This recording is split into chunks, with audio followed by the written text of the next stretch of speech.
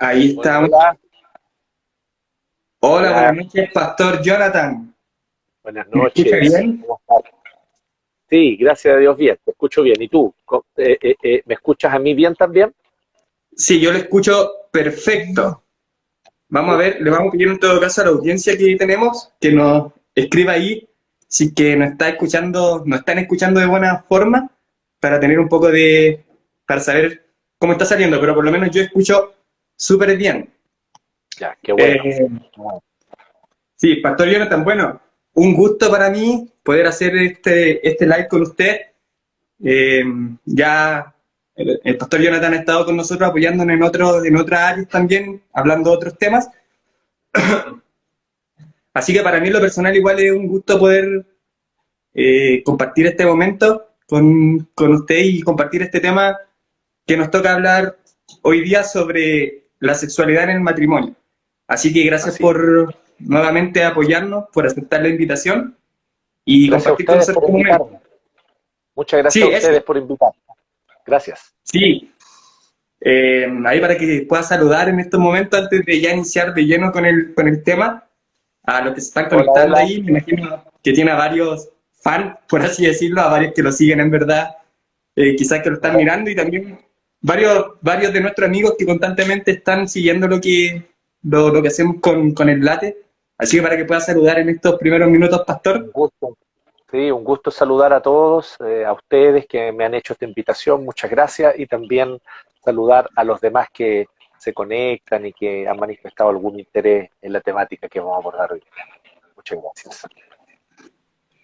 Sí, bueno, entonces le reiteramos de parte del equipo las gracias por acompañarnos y comencemos a hablar de este tema. Tenemos algunas preguntas que ya han llegado igual por interno, así que vamos a ir desarrollando eh, este tema. Y por lo primero que vamos a comenzar, como ya lo habíamos hablado un poquito, es primero referirnos a cuál es el diseño de Dios para la sexualidad. ¿Cómo está pensado ese diseño de parte de Dios para nosotros?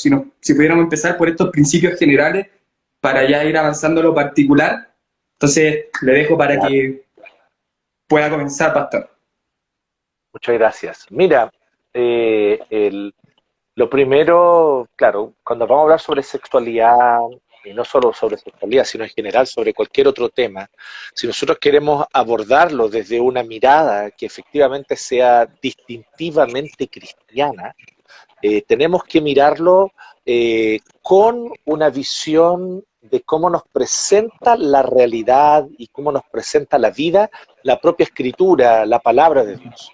La palabra de Dios nos presenta una visión de todo lo que, toda la existencia y de toda la vida, básicamente mostrándonos que Dios, como creador, forjó, formó todas las cosas con el propósito de glorificarse a sí mismo, de revelar su gloria, que es gozosa, es placentera, es bella y realmente produce un bienestar inigualable en todo el ámbito de la vida. Y esta gloria maravillosa, armónica, bella, gozosa, eh, se manifestó en la creación cuando Dios creó todas las cosas. Luego nosotros tenemos el episodio de cuando los seres humanos, cuando nuestros primeros padres desobedecieron y el pecado ingresó, lo que el pecado hizo fundamentalmente es dañar, echar a perder todas las cosas, pero Dios se propuso un plan de revelar a Jesucristo como Redentor, como Salvador. Cuando Cristo se revela en la historia y aparece en la historia, Él inicia toda una restauración de todas las cosas que va a concluir con una nueva creación, nuevos cielos y nueva tierra donde mora la justicia y donde Cristo reinará y todo volverá entonces a cumplir este propósito pleno, armónico, lleno de belleza con el que Dios había diseñado la creación desde el inicio. Esta estructura es muy importante entenderla, porque en esta Uh estructura -huh. que nosotros podemos decir creación, caída, redención y restauración, a partir de este lente nosotros podemos entender todas las cosas y la sexualidad no es la excepción. Entonces, Uh -huh. ahora voy a lo que tú me preguntas de manera más específica. Uh -huh. Efectivamente, nosotros necesitamos reflexionar teológicamente al respecto de nuestra vida. El desafío que Dios nos presenta en su palabra es a buscar una reflexión teológica al respecto de todo lo que somos y vivimos, y eso parte de eso es evidentemente la sexualidad. Es una parte que necesitamos reflexionar teológicamente. Es algo al respecto de lo cual la Biblia no habla poco, habla de hecho bastante, y tiene hartas cosas interesantes que decirnos. Probablemente vamos a abordar eso más adelante, pero por ahora es importante que sepamos que efectivamente la Biblia le da una importancia a esto, no por un tema meramente moral, moralista, o por considerar que de alguna forma la sexualidad, la corporalidad, la búsqueda de satisfacción, gozo y placer mediante el cuerpo sea algo negativo. De hecho, en absoluto es así. Todo lo contrario. Cuando Dios crea al hombre y la mujer, Él crea para que ellos, dice, sean fructíferos. Y entonces se multipliquen.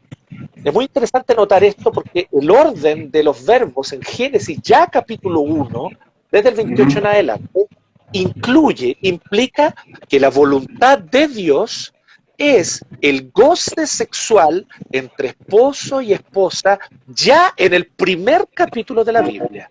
Dios dice así, Génesis 1:21. Dios los bendijo. Y si me permite imaginar como una escala de verbos. Los bendijo, ¿cierto? Y como los bendijo, entonces les dijo, sean fecundos o sean fructíferos. Ahí viene el siguiente verbo.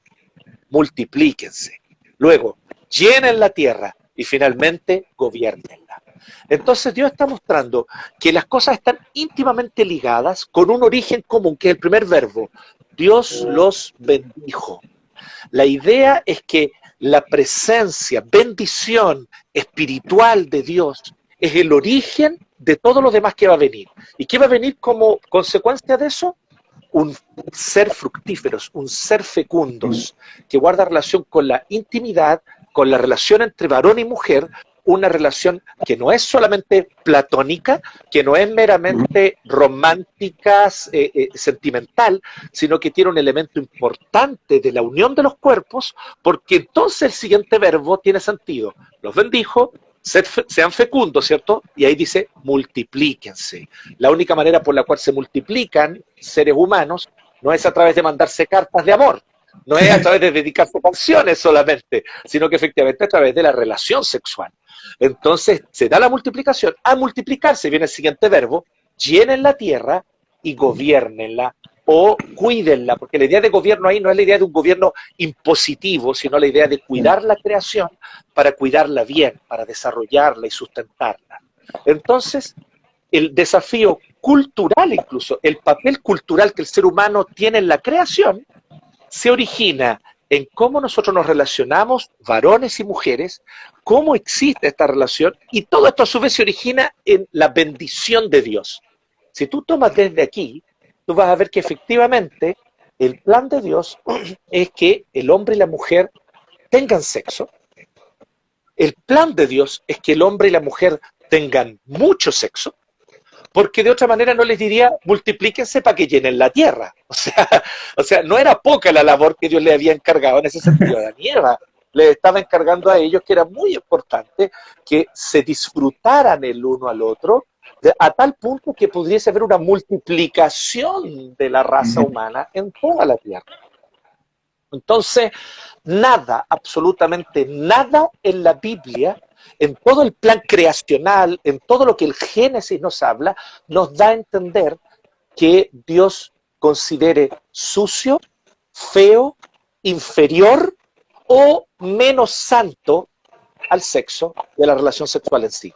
Todo indica que forma parte de un plan armonioso, completo y bello para el florecimiento del ser humano y de la vida humana, y para el florecimiento incluso de la propia creación bajo el cuidado humano. Todo eso, sin embargo, perdóname que se me olvidó tu nombre.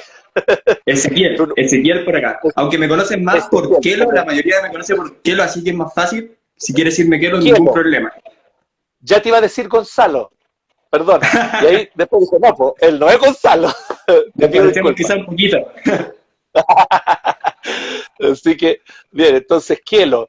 Entonces tú te fijas que es muy importante notar el hecho de que Dios tiene un diseño creacional donde el sexo es explícitamente referido ya desde el capítulo 1 como algo bueno, hermoso y bello. Luego entonces Claro. nosotros en Génesis 2, donde el relato de la creación vuelve a contarse con mayor detalle, vemos ahí cosas maravillosas. O sea, vemos que Dios mismo dice, por esto el hombre deja a su padre y a su madre y se une a su mujer y son ambos una sola carne. Entonces dice, y el hombre y la mujer estaban ambos desnudos y no sentían vergüenza. Entonces ellos se conocen el uno al otro, ¿cierto, Kielo? Así que esto es, ay, mira, ahí está, ese que está comentando Gonzalo, los dos somos negros cazueleros. Es Gonzalo ese, ¿no? Sí, sí, los dos somos cazueleros y negritos. No sé quién es más Ay, negrito que el otro, pero compartimos esas características. entonces, simplemente como para ir, aquí nosotros vemos que hay una cosa súper importante. Eh, en el Génesis ya vemos nada, ninguna referencia a que el sexo sea algo negativo, sea algo feo, sea algo... La idea de que el fruto prohibido sería una referencia metafórica al sexo, absurda, No tiene absurda, sentido. no tiene sentido bíblico, no respeta ni un mínimo sentido de la hermenéutica bíblica, no respeta el texto bíblico, no respeta la intención del autor en el texto bíblico, o sea, es una absoluta transgresión a cualquier interpretación sana. Allí es literal, había un fruto y había una orden. Y simplemente lo que Dios está diciendo es, sean obedientes. Y esa obediencia se reflejaba a través del no comer de un árbol en específico. Y por lo tanto lo que nosotros vemos es que ellos comen de este fruto que es literal y por lo tanto desobedecen. El problema está en el acto de desobediencia, nunca en el sexo, nunca en la relación sexual, la cual Dios celebra. Porque cuando los casa, porque es Dios quien los casa, cuando casa a Adán y Eva les dice, por tanto, el hombre deja a su padre y a su madre y se une a su mujer para ser una sola carne. Dios está celebrando la unión emocional, la unión espiritual y la unión sexual que implica, por lo tanto, todos estos aspectos. Aquí Sí, nosotros entonces, vemos algo muy importante. Sí, sí, claro. disculpe, Pastor, que lo interrumpa. Entonces, en primer término, la primera gran conclusión que podemos sacar de lo que ya nos ha expuesto es que el diseño original de Dios para el hombre en el sexo era y es que el sexo es bueno y se debe Sí, practicar entre el hombre y la mujer. Esa es la primera conclusión que podemos sacar. Y usted también sí. hizo referencia a esta interpretación errónea de que se dice, algunos dicen, que este fruto prohibido era precisamente el sexo, y esa es una idea errónea desde la cosmovisión cristiana, y la descartamos. Ningún intérprete serio de la Biblia va a estar de acuerdo, ni nunca ha estado de acuerdo con eso. Nunca. Ok, entonces, primera conclusión, o primera gran conclusión, Dios pensó el sexo para el hombre como algo bueno, como algo que el hombre debe practicar dentro de los parámetros que la Biblia no establece. Estamos hablando acá Bueno, específicamente dentro del matrimonio, pero el sexo entonces es bueno. ahí es muy importante tomar en consideración que lo que antes de que el pecado entrara a la raza humana y entrara a la creación de Dios, el ser humano ni siquiera tenía límites, porque no los necesitaba. El ser humano sabía, vivía y gozaba el sexo con su esposa. Así es como fue diseñado, así es como fue planteado por Dios, así es como fue puesto y así era como el ser humano lo vivía. Lo que nosotros vemos es que después, cuando entra el pecado, muchas cosas se echan a perder. Y el pecado es como, ya que entendemos muy bien esa metáfora en estos días, la vamos a entender todo bien, es como un virus que ingresa para dañar, para echar a perder, para distorsionar y para literalmente hacer que las cosas sean menos buenas de lo que Dios había dado. Así que es muy importante tomar en cuenta eso. Sí, efectivamente, perdón, es muy importante notar que en Génesis 2 nosotros tenemos una ceremonia de matrimonio, de acuerdo con todos los parámetros semíticos antiguos. En el Medio Oriente antiguo, para casarse, primero que todo, el que se quería casar con una mujer debía entregar una dote, ¿ya? La dote era muy importante, era parte de la cultura y por lo tanto entregaba un pago. Y hasta el día de hoy muchas culturas tradicionales es así, que puede ser una cantidad de un bien muy valioso. Y se lo entrega al padre de la novia para que entonces el padre de la novia le pueda entregar a su hija. La entrega de la dote, y luego, por lo tanto, en consecuencia, el entregarle la hija, era la ceremonia de matrimonio en la religión semítica antigua. Aquí tenemos que sacarnos toda esa idea católica romana y medieval que nosotros tenemos del vestido blanco, de entrar a un templo y de los votos, que todo eso también es bello, también es hermoso, yo no estoy diciendo que no lo sea, pero tiene más que ver con nuestro contexto, más nuestro. Pero en el contexto semítico antiguo, la ceremonia se daba, donde no había Estado moderno, no había registro civil, ¿cierto? Claro, entonces, sí. La ceremonia, la autoridad social eran los padres, eran los patriarcas, los padres de una familia, de un clan. Entonces se acercaba al padre y le entregaba una dote al padre. Y entonces el patriarca de la familia, que podía ser el mismo padre o podría ser otro, pero el patriarca de la familia venía y le entregaba a la chica y le decía, ok, entonces esta mujer ahora es tuya, y se la llevaba. Tú ves que esos dos elementos están explícitos en Génesis 2. Claro. ¿Cuál es la dote de Adán? Su costilla. Ni más ni menos. No le salió barata.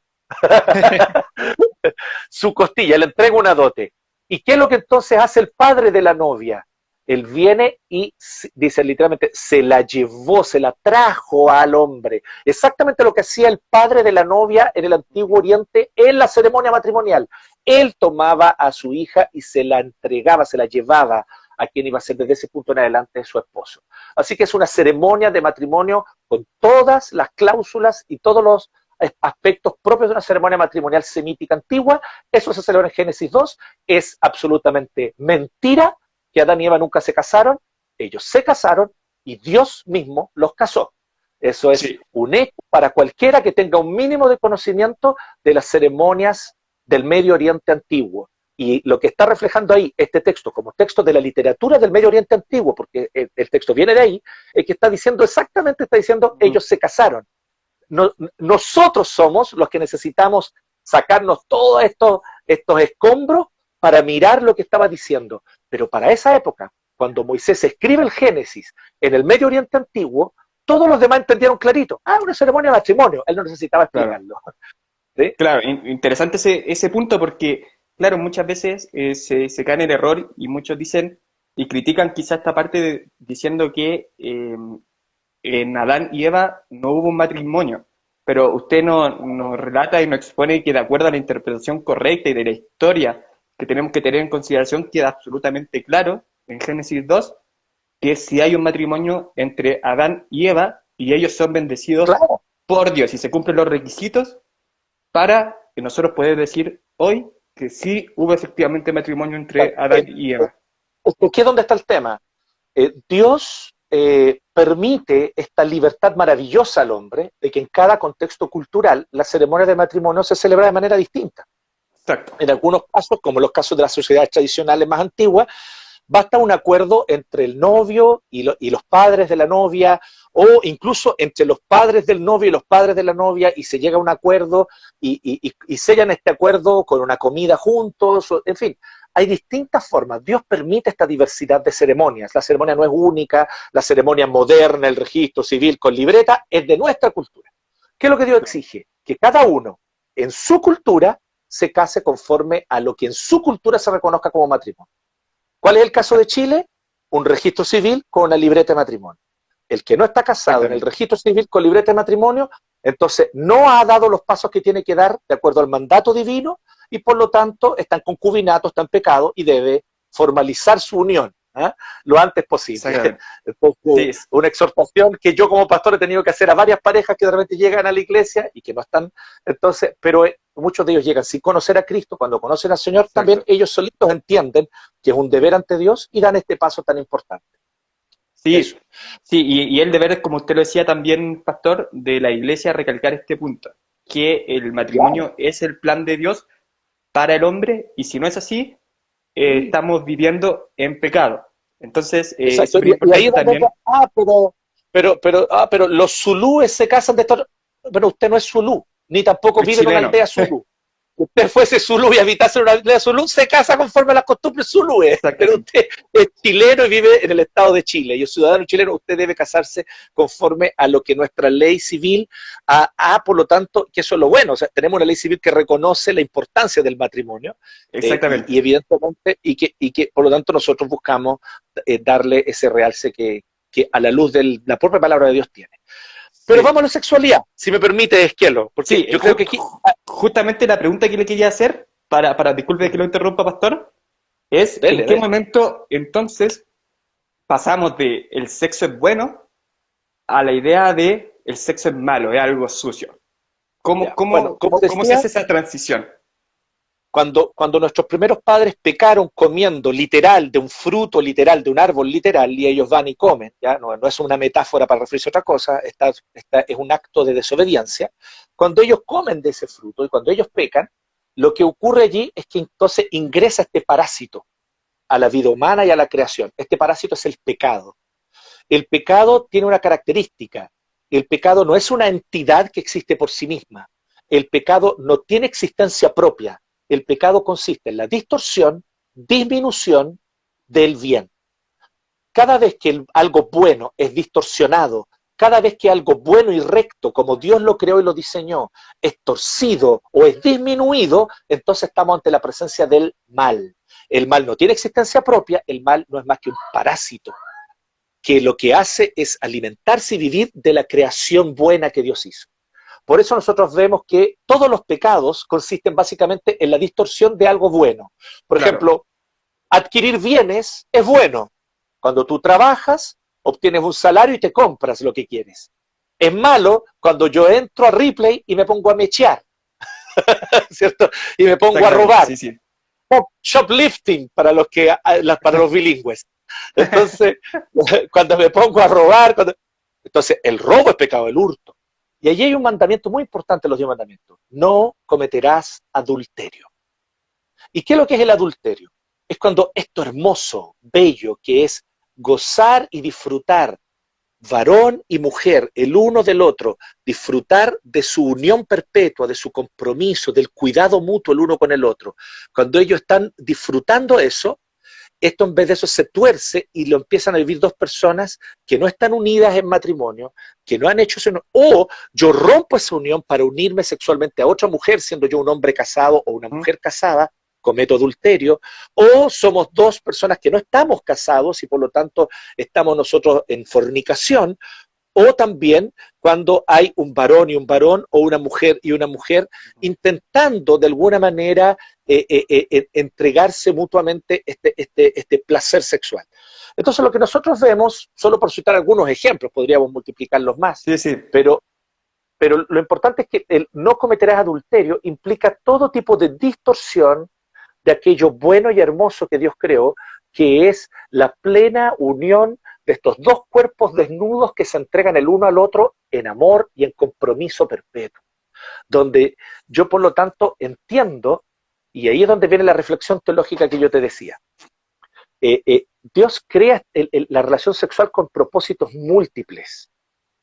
Y esto nosotros lo vemos a lo largo de toda la Biblia. Y allí es importante, por ejemplo, tener claro, por ejemplo, Proverbios, cuando nos dice que te alegres con la esposa de tu juventud, que sus caricias te satisfagan en en todo todo momento. tiempo, dice, en todo momento. O cuando nosotros vemos que de los 66 libros de la Biblia hay uno enterito que se dedica a exaltar las bellezas y las maravillas de la relación matrimonial. Ujú. Incluso, y de una manera muy realista, porque incluso mostrando que en la relación matrimonial pueden haber desencuentros, pueden haber desacuerdos, pueden haber momentos donde uno va por un lado y otro por el otro. Obviamente todo esto está expresado a través de metáforas Sí, porque es sí. un libro poético, ¿ya? Es un libro poético.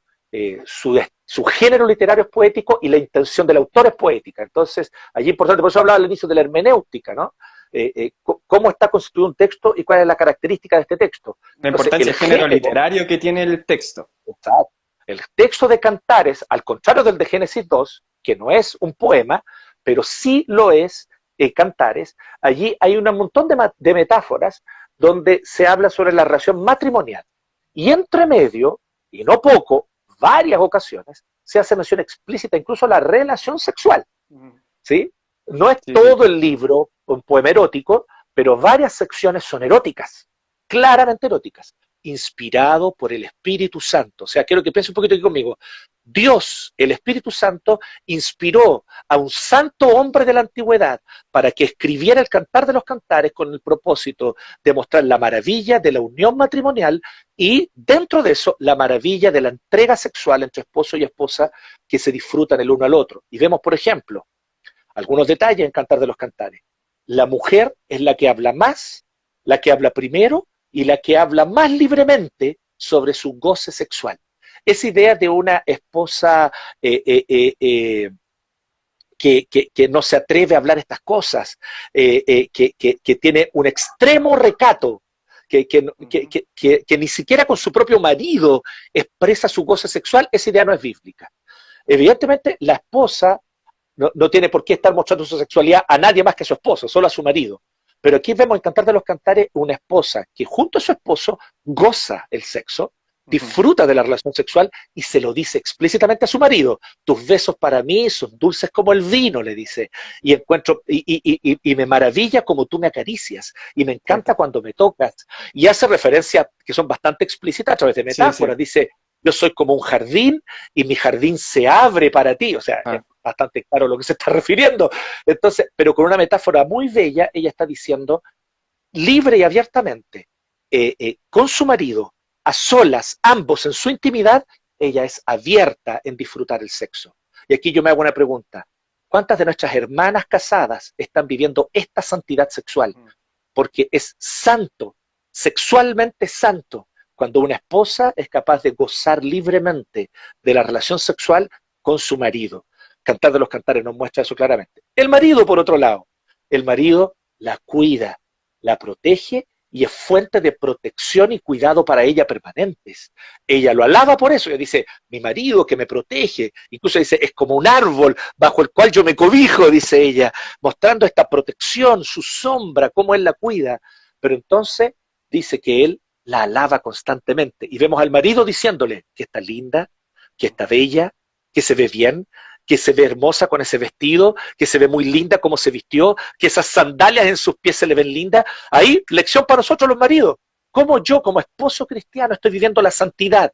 Y según la Biblia, un marido santo es un marido que le dice a su esposa que está bella, es un marido que alaba las curvas de su mujer, que alaba las formas de su pierna, de su pie, que alaba sus labios, que encuentra bellos sus ojos, que le encantan sus dientes, y se lo dice. Un esposo santo se goza en la belleza de su mujer, expresa esa belleza y la alaba por eso.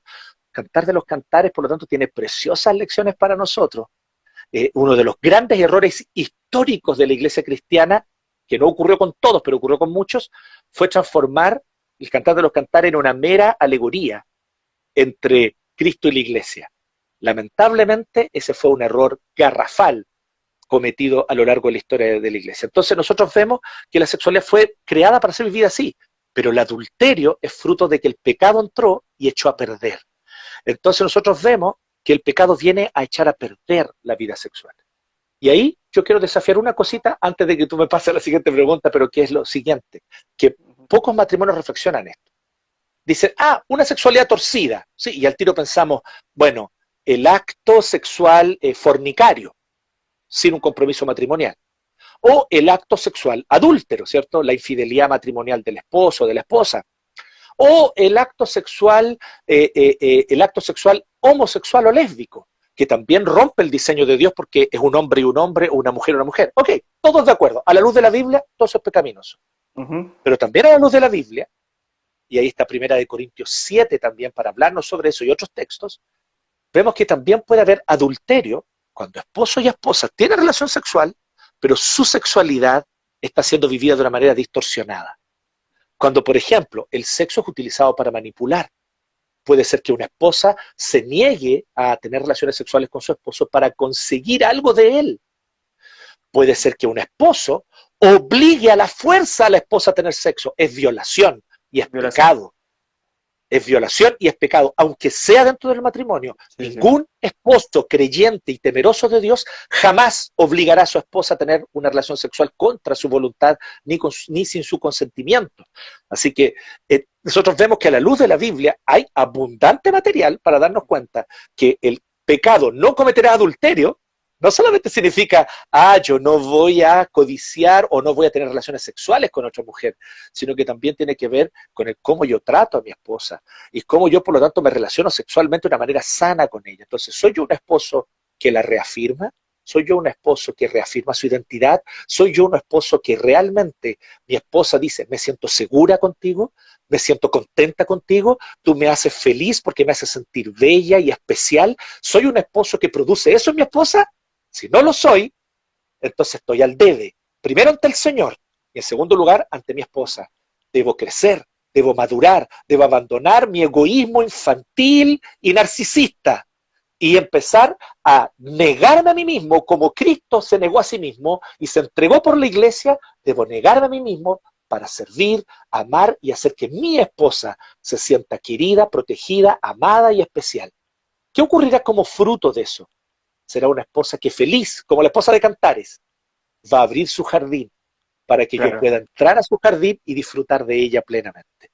Entonces, la relación sexual también se distorsiona cuando esposo y esposa dentro del matrimonio no viven la sexualidad como Dios la diseñó.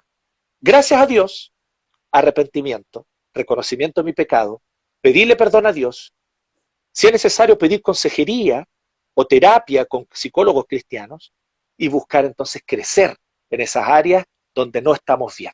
¿Sí? Sí, no, muy interesante para los que están pensando, están en proyecto de casarse, espero que estén tomando nota ahí nuestros oyentes. Para los que estamos ya casados, en mi caso ya poquito, en un par de días más, 5 meses, cumplimos con la ¿Cuánto constancia lleváis? de matrimonio. 5 meses vamos a cumplir.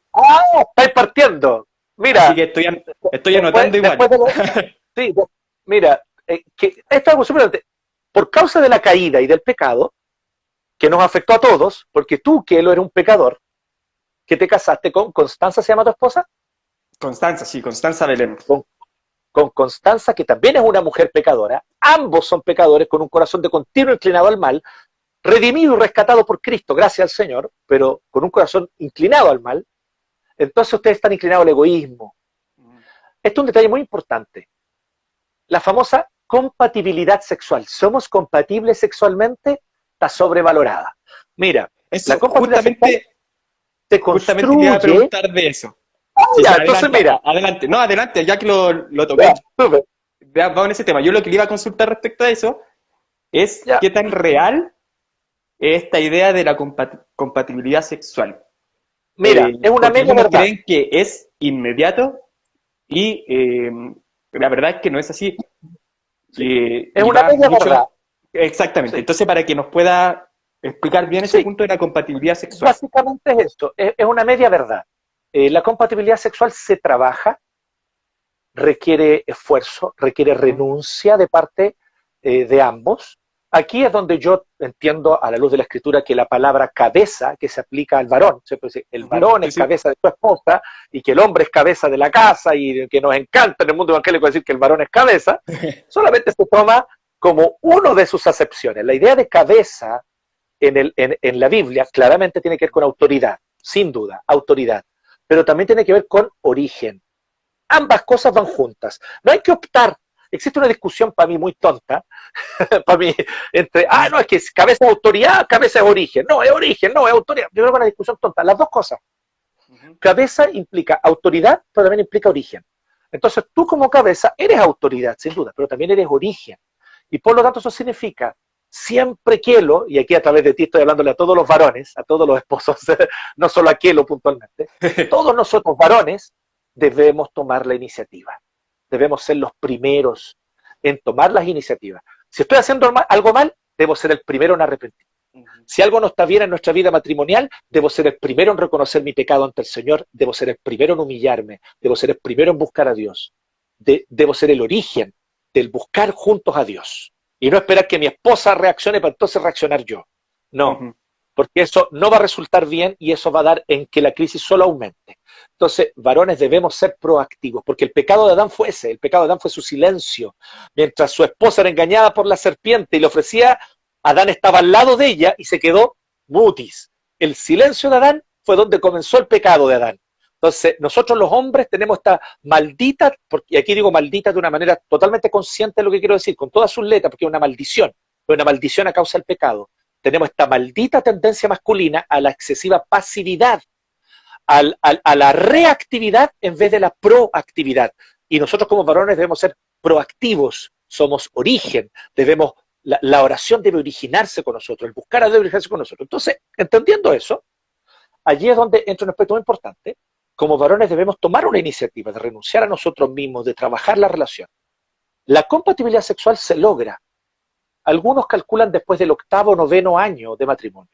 Otros incluso calculan que después del 14º, 15º año de matrimonio. Y ¿sabes qué es lo interesante? Que la gran mayoría de las personas se divorcian antes sí. de los 9 años.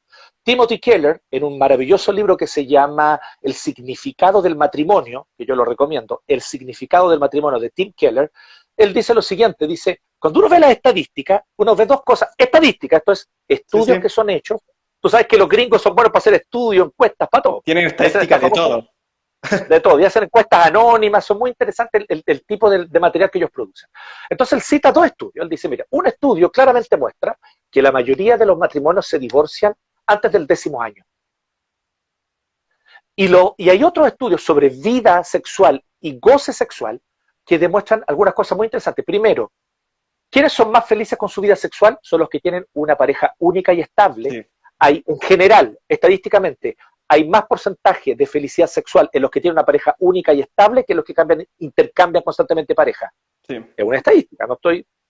En segundo lugar, son más felices de entre esos que tienen una pareja única y estable, los que tienen una pareja única y estable hace por lo menos 12 a 15 años. Esos son los que disfrutan más el sexo. Entonces Timothy Keller hace una lectura simple, él dice, a la luz de esa lectura lo que yo veo es lo siguiente, que la gran mayoría de la gente se divorcia justo antes que la cosa se ponga buena. O sea, si ellos perseveraran y continuaran trabajando su relación, aprendieran a perdonarse, seguir caminando juntos, después del 14º, 15º año de matrimonio comenzarían a gozar y a disfrutar lo que ellos siempre han querido. Kelo, para ti y para Constanza, mi llamado, sean pacientes, el uno con el otro, sean pacientes consigo mismos. Hoy ustedes sin duda alguna ya están disfrutando del don del sexo, pero lo van a disfrutar mucho más y mucho mejor a medida que la relación de ustedes madura, a medida que ustedes enfrentan dificultades juntos, a medida que enfrentan incluso a veces reconciliaciones, porque van a haber a veces momentos en los que uno se va a sentir con el otro, uno va a quedar un poco resentido y van a pasar los días y las cosas no se van a arreglar, pero cuando al fin las arreglen van a poder reconciliarse, aprender a perdonarse. Todo eso robustece la vida sexual de un matrimonio porque hay mayor complicidad. Entonces, en todo esto nosotros vemos que en un mundo caído, afectado por el pecado, aún así vemos cómo Dios nos ofrece oportunidad de redención cuando en Cristo Él nos enseña este principio. ¿Y cuál es este principio? Maridos, amen a sus mujeres como Cristo amó a la iglesia y se entregó a sí mismo por ella. Mujeres, honren, respeten, muestren admiración por sus maridos. La sabiduría bíblica es tremenda. ¿Qué es lo que justamente nosotros los varones necesitamos? Respeto, admiración, que se nos respete y admire. Que no sea necesario jamás ni levantar la voz ni golpear la mesa, que simplemente yo tenga el respeto y la admiración de mi esposa por mi integridad. Pero ¿qué es lo que la esposa necesita? Que yo renuncie a mí mismo para servirla, para amarla, para hacerla ver que ella es especial, que ella es única. Y para eso tengo que renunciar a mí mismo para servirla a ella. Entonces, cuando ambos, a la luz de Cristo y por la redención de Cristo, buscamos ese parámetro, vamos creciendo. Y la relación sexual se va volviendo cada vez mejor, cada vez más libre, cada vez más gozosa, etcétera, etcétera, etcétera. Sí, de hecho, antes de casarnos con la Connie y consultábamos alguna literatura y en las charlas que hicimos también, teníamos acceso a esta estadística que usted nos comparte, igual el pastor, y me llamaba la atención precisamente eso, que muchos matrimonios justamente terminan su proceso antes de llegar al mejor momento de su vida, hablando sexualmente, hablando en el área sexual. Y precisamente podíamos comprender que se anima a los matrimonios cristianos a ser pacientes y a buscar esta satisfacción en el tiempo y amarse, perdonarse, encontrar en Cristo este placer sexual mutuo que se trabaja, que requiere trabajo de ambas partes. Y aquí es donde hay un aspecto muy interesante. el Salmo 128. Si alguno está ahí escuchando y tiene su Biblia a mano, es bueno que la abra para que lo confirme. Salmo 128 es un salmo de bendición familiar. Y dice así, habla sobre la bendición del Señor. Entonces, bienaventurado el varón que teme a Jehová y que anda en sus caminos. Entonces dice, mostrando que el varón es cabeza, por lo tanto, autoridad y origen en su casa, ¿no? Entonces, por eso, debe ser el primero en servir, debe ser el primero en humillarse, debe ser el primer siervo, debe ser el marido, debe ser el esposo. ¿Sí? No el primero en ser servido, sino el primero en servir. Bueno, entonces dice, bienaventurado aquel que teme a Jehová, anda en sus caminos. Entonces dice, cuando comieres del trabajo de tus manos, bienaventurado serás. Y luego dice, tu esposa será como vid, como parra, como vid, como un parrón que lleva frutos a los lados de tu casa. Lo interesante que es lo siguiente, como tú lo puedes comprobar en Cantar de los Cantares. El vino es una metáfora muy recurrente en la literatura antigua del Medio Oriente, es una metáfora muy recurrente para la alegría, para el gozo, y específicamente para el gozo sexual también. Para el gozo en general, pero también para el gozo sexual. ¿Sí? Porque el vino, por ejemplo, dice, alegra el corazón del hombre, dice un salmo, ¿cierto? Entonces, lo que yo te decía, que la esposa le dice al esposo en Cantar de los Cantares, tus besos son dulces como el vino. Entonces, la idea de que el vino produce gozo, y especialmente gozo sexual, termina siendo una metáfora para el gozo sexual. Pero dice lo siguiente, dice, tu esposa, no dice tu esposa será una barrica de vino de la cual tú puedes sacar vino. No dice eso. No dice tu esposa será como una bodega con los mejores vinos puestos para que tú los descorches y te los sirvas. Tampoco dice eso. Dice tu esposa será como vid. O sea, ella es la planta que produce buena uva y la buena uva produce buen vino. Entonces lo que está diciendo es lo siguiente, varón, tú eres responsable de cuidarla, cultivarla, regar, fertilizar, proteger, darle todos los cuidados y atenciones a la vid. A cambio, ¿qué va a ocurrir? La vid producirá uva abundante, dulce, ¿cierto? Y rica en taninos y en azúcares para producir el mejor vino, fermentar. ¿Pero qué tienes que hacer? Cosechar esa uva, pisarla, fermentarla. Te va a tomar tiempo hasta que finalmente tú vas a poder gozar y disfrutar de ese vino dulce. El Salmo 128 está haciendo una metáfora y está hablando claramente, explícitamente sobre el gozo sexual. Está diciendo tu esposa va a ser una fuente de gozo para ti en todo aspecto y también en el gozo sexual. Pero en la medida que tú sepas cuidar, regar, cultivar, tu esposa será como vid, que lleva frutos a los lados de tu casa. Sí, se entiende perfectamente. Ahí el Gonza nos ponía, tampoco significa eso que los 15 años sean un infierno, los primeros 15 años. Y pone una cara chistosa ahí. No, la idea es que no, la idea es que no sean un infierno. Pero pueden haber momentos donde se puede sentir como tal, sobre todo cuando hemos sido muy descuidados, muy egoístas, Sí, hemos sí, priorizado muchas otras cosas en vez de priorizar a nuestras esposas, y allí entonces sí se produce un pequeño infierno en casa. claro, sí. Y, Pero es consecuencia de nuestra propia negligencia, y ahí es exacto. importante el arrepentimiento, el buscar a Dios y el buscar juntos al Señor como esposo y esposa, el restituir, porque si he causado daño a mi esposa, voy a tener que también trabajar en restituir. Yo no puedo esperar que tengamos momentos de oración, mi amor, y tú me perdonas. No, si tampoco es así la cuestión. Si Ajá. yo he sido negligente y he descuidado a mi esposa constantemente, obviamente sus heridas son profundas. Yo tengo que tener paciencia, seguir trabajando, seguir amando y cambiando mis actitudes. Y entonces, ¿cómo vid? Cuidarla como una vid. Si he descuidado la vid, ahora voy a tener que podar, voy a tener que sacarle los bichos, sacarle las plagas, porque yo dejé que los bichos llegaran, yo dejé que las plagas, yo dejé que la maleza creciera alrededor y le consumiera los nutrientes. Ahora tengo que desmalezar, ahora tengo una labor. Yo, Salmo 128, soy el que me corresponde cultivar la vid. Sí, se entiende perfectamente. Y quizá un poquito relacionado, una pregunta que se hace frecuentemente y que también nos dejaron ahí, me parece por interno, Uh -huh. es si el sexo en el matrimonio se reduce únicamente al encuentro sexual físico. Sí. Específicamente, Oh. si el sexo en el matrimonio se refiere únicamente al coito, a ese momento en donde la pareja tiene el encuentro sexual. ¿Verdadero, falso? ¿Y por qué, Pastor Jonathan? Falso, totalmente falso, porque la sexualidad, de hecho, no solo de los casados, incluso de los solteros, no es solamente el tener relaciones sexuales. Por eso yo creo que un aspecto que tenemos muy pendiente en la iglesia evangélica es hablar sobre la sexualidad de los solteros.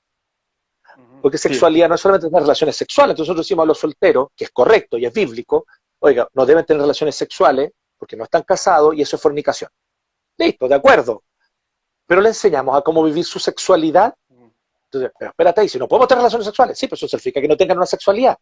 El soltero y la soltera tienen una sexualidad. La sexualidad es más que la relación sexual en sí, que el coito, como decía, no el encuentro sexual. Sí, de acuerdo. Eso es verdad para todos. Y por lo tanto, también es verdad para los casados. Entonces, evidentemente que la sexualidad tiene que ver con aspectos integrales, tiene que ver con una conexión. Aquí hay una palabrita súper importante, conexión. Y es una palabrita que los varones nos cuesta, nos cuesta sí, entenderla, nos cuesta aplicarla, nos cuesta vivirla. Nuestras esposas tienen en general mucha más facilidad para vivir naturalmente buscando conexión y sabiendo conectar. Entonces necesitamos crecer en ese aspecto. Y ahí es donde vemos que la conexión es un aspecto muy sexual. ¿Y qué es la conexión? Es la conversación donde nos escuchamos mutuamente.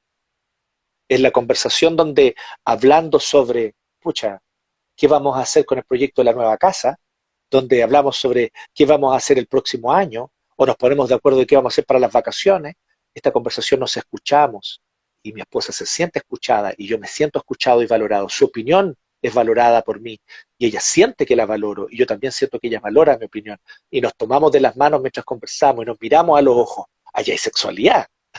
Eso es sexualidad también. Hay conexión. Esa conexión construye un puente que permite incluso que después, que parte de eso es que la relación sexual o el encuentro sexual sea incluso más gratificante. Sin embargo, es muy importante notar que efectivamente la sexualidad se vive de maneras integrales en todos los aspectos. Y eso también es algo en lo cual estamos muy al debe en el mundo evangélico, que es entender a la luz de la Biblia, como lo entendían los antiguos judíos del Antiguo Testamento. La sexualidad se vive de manera plena. Y es por eso que, miren, te doy un detalle súper interesante sobre las comunidades judías antiguas. El Cantar de los Cantares solo se podían leer cuando ya tenías la mayoría de edad. sí. ¿Sí? En la costumbre judía es a los 13 años, ¿no? Cuando hace su bar Más o menos, mitzvah. claro. ¿Sí? Entonces, ahí pueden leerlo, pero no lo pueden leer solos. Un anciano de la comunidad lo lee con ellos y se lo explica.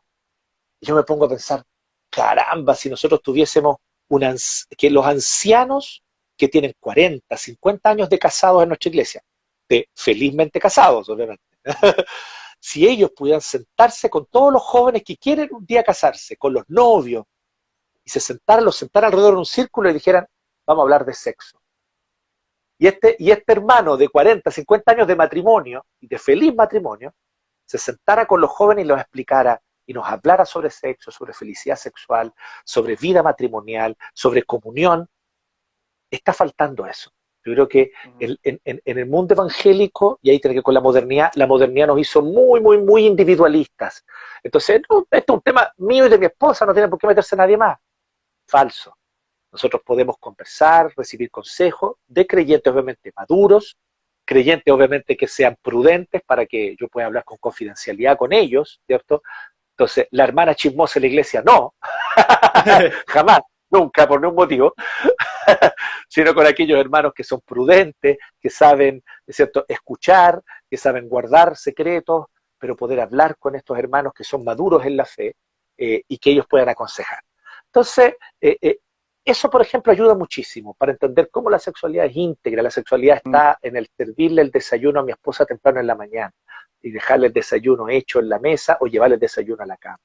Está en el comprarle ese chocolatito justo que a ella le gusta. Y no porque me lo pidió, simplemente porque se me ocurrió y yo se lo llevé. Entonces, está en decirle esas palabras que ella necesita escuchar, de afirmación, de valoración, con lo cual se sienta especial y amada. Creo que todas esas cosas necesitamos nosotros aprender que son parte de la sexualidad en el matrimonio. Y aquí entonces, viendo la contraparte, pecamos. Esposos y esposas, por igual, esposos y esposas, cuando no cuidamos esos otros aspectos de la sexualidad, cuando no estamos cuidando a la esposa, no estamos cuidando al esposo, en yo cuidarla, amarla, en hacerla sentir especial. Creo que esas cosas pecamos y entonces necesitamos, también nuevamente, por la gracia del Señor, hay gracia, arrepentirnos y retomar donde hemos caído para hacer las cosas bien. Sí, bueno, esa es una de las preguntas, igual que en la preparación de nuestro matrimonio los días anteriores, igual conversábamos con los pastores que nos aconsejaban, y precisamente el consejo para mí en lo personal como hombre era precisamente ese, el entender que la sexualidad en un matrimonio se construye desde las primeras horas de la mañana hasta el momento en que uno ya se acuesta con su esposo o con su esposa, y eso es súper importante que nosotros como hombres lo podamos entender, y también a él que los que nos están oyendo puedan anotar ese punto. Otra ¿Sí? de las preguntas que... ¿Quiere agregar algo, Pastor, respecto a eso? ¿O para pasar a otra No, pregunta? pasemos Una, nomás, avancemos. Otra pregunta muy recurrente también tiene que ver con los límites en el sexo dentro de del matrimonio. ¿Cuáles son los límites que debe tener el sexo en el matrimonio? ¿Qué cosas se pueden y no se pueden hacer Esto de acuerdo a los es principios bíblicos? muy importante. Nosotros como evangélicos, porque tenemos y buscamos arraigar nuestra visión de la sexualidad en la Biblia, valoramos la tradición cristiana, valoramos lo que la tradición puede decir, pero la tradición no tiene el valor de la Biblia. La Biblia está sobre la tradición. La Biblia juzga la tradición. Eso hace que tengamos una diferencia importante con los católicos. El catolicismo, muy influenciado por la filosofía tomista de Tomás de Aquino, la cual a su vez tiene una fuerte influencia aristotélica, y ojo, Aristóteles era un filósofo con muy buenos insights, ¿eh? Un tremendo filósofo, pero era pagano y era griego, y como buen pagano y como buen griego, tendían a ver como lo que era espiritual e intelectual como superior y lo que era corporal como algo inferior. Sí, sí.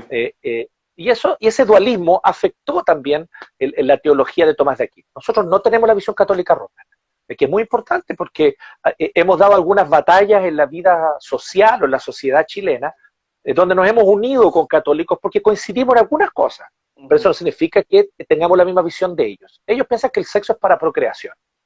Nosotros decimos, no, el sexo es para comunión, porque eso es lo que vemos a la luz de la Escritura. Ujú.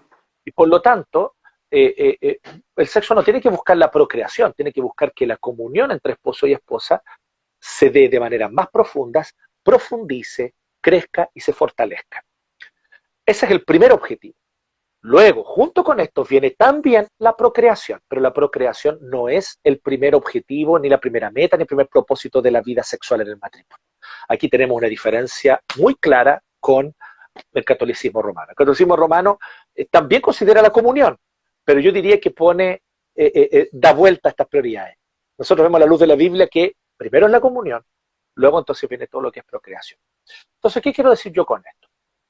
Creo que hay plena libertad, yo defiendo esta visión, hay plena libertad para que esposo y esposo disfruten todo lo que a ambos pueda ser placentero, todo lo que ambos puedan expresarse su amor, y por lo tanto también todo aquello en lo cual ambos también expresen amor, cuidado el uno por el otro.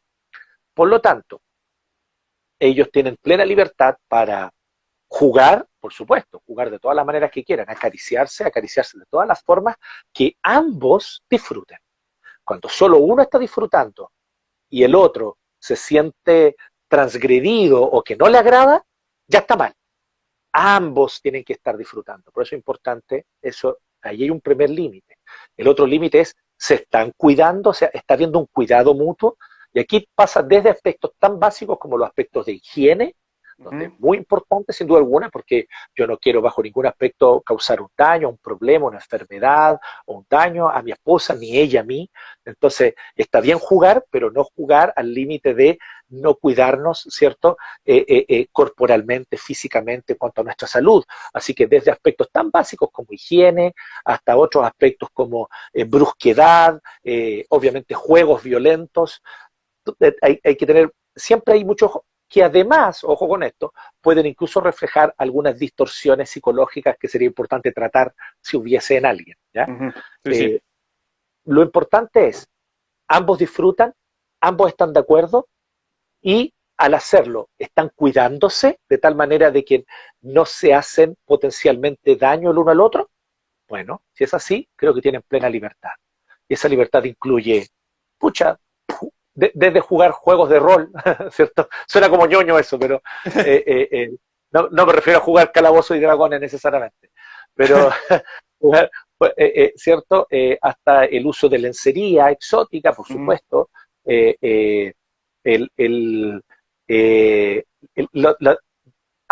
una posición o esta posición, creo honestamente que eso es totalmente de la libertad de cada matrimonio, ¿cierto? Totalmente, que disfruten los dos, que a los dos les parezca interesante y entretenido, creo que eso es súper importante, que los dos lo pasen bien, que para los dos sea placentero, ¿cierto? Y evidentemente el tener este cuidado mutuo siempre, constantemente, ¿cierto? Entonces, y ahí ya hay un montón de recomendaciones que honestamente, más allá de los detalles, yo creo que es importante hoy día, gracias a Dios, ya no es como hace años atrás, hoy día hay material eh, de sexología que se llama, ¿no? Que incluso es una Sí, sí. rama, tanto psicólogos como también algunos médicos han incursionado en el tema de la sexología, son sexólogos, no opinólogos de sexo, por favor, sino sexólogos, gente seria que ha estudiado el tema, y pueden hablar muchas cosas allí y dar muchas recomendaciones, uso de lubricantes, uso de juguetes, uso de, ok, sí, ¿cómo? ¿En qué momentos? ¿Están de acuerdo? ¿Los dos quieren? ¿Hay un cuidado mutuo? Esas cosas son fundamentales. Entonces, yo creo que por allí va un poquito el tema, pero yo defiendo la libertad total y absoluta dentro de estos principios y parámetros, total libertad para que esposo y esposa Sí. experimenten todo lo que ellos quieran y que a ambos pueda ser gozoso y placentero. Sí, entonces la conclusión en esta parte es que precisamente los límites tienen que establecerse por el mismo acuerdo del matrimonio. Y allí quizá si pudiéramos usar una palabra para poder conceptualizar, es importante la dignidad de la pareja. Si ya hay algo que hace sentir indigno al esposo o a la esposa, allí hay que poner atención porque allí se están transgrediendo los límites del acuerdo matrimonial en Y también su la relación intimidad. sexual y Y también la también la intimidad. intimidad. O sea, cualquier cosa que hagan debe quedar estrictamente y solamente entre ellos dos. Ujú. Jamás debe haber participación de ningún tipo de tercero, de ningún tipo. Por lo tanto, ni exhibicionismo, ni voyerismo, ni ninguna de esas cosas son algo que pueda ser. Y ahí es donde entra un tema, por ejemplo, hoy voy a hablar en un temita, creo que lo abordamos hace un tiempo en otra entrevista, creo que fue, Sí, pero, adelante. pero pero, por ejemplo, es un temita, solo para dar una pincelada, porque para no echar en otros ejemplos que son muchos, pero solo en este. Sí, sí. Eh, eh, Hoy día con la tecnología, con el celular y todo, grabémonos y mirémonos. Eh, Honestamente, yo no creo que eso sea malo. Creo sí que debe haber mucho cuidado con una cosa, con dos cosas. Una, muy sencilla, muy simple, que nadie más jamás vea eso. Nadie más. Entonces, esas son cosas, por ejemplo, que por eso hay que ser prudentes, puede haber un acto de imprudencia allí. He conocido y he sabido de casos donde alguien encontró una filmación que era para la intimidad de ellos dos y que salió, se escapó y se salió para otro lado. Fatal, terrible, horrible, eso no puede ocurrir bajo ningún caso, entonces hay que tener mucho cuidado, si va a usar el celular lo pone en modo avión, no sé, haz lo que sea, pero ten mucho cuidado. ¿Y cuál es el otro principio también? El otro principio que es muy delicado y ahí es donde tienen que ser honestos consigo mismos y el uno con el otro. ¿Esto nos genera alguna dependencia? O sea, si después, Ujú.